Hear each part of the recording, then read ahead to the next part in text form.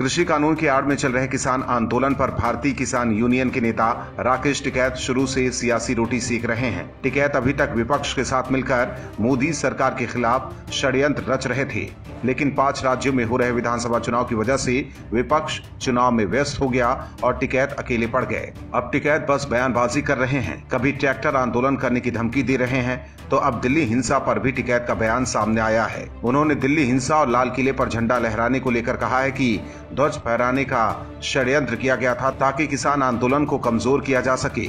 उन्होंने आरोप लगाया कि सरकार के लोगों ने एक डंडे में धार्मिक ध्वज लगाकर षड्यंत्र रचा था। उस पर मुकदमा करने का अधिकार केंद्र सरकार को नहीं बल्कि डालमिया को है। सरकार ने 2 साल पहले ही लाल किला को डालमिया के हाथों बेच दिया है। दरअसल टिकैत भिटिया में किसान महापंचायत को संबोधित कर रहे थे। इस दौरान उन्होंने केंद्र सरकार पर हमला बोला। उन्होंने कहा कि केंद्र में बीजेपी की नहीं बल्कि मोदी की सरकार है। इसका प्रत्यक्ष उदाहरण 2014 में पार्टी ने अब की बार मोदी सरकार का नारा देकर किया था। पार्टी तो तिजोरी में बंद होकर रह गई है। कृषि कानून को लेकर टिकैत ने कहा कि तीनों कृषि कानून से देश गुलाम हो जाएगा। देश की 147 मंडियों के कर्मियों को तनख्वाह नहीं मिल रही है। राकेश टिकैत ने कहा कि 5 महीने से दिल्ली बॉर्डर पर किसान आंदोलन चल रहा है। इसके बाद भी सरकार अपनी हठधर्मिता नहीं छोड़ रही है।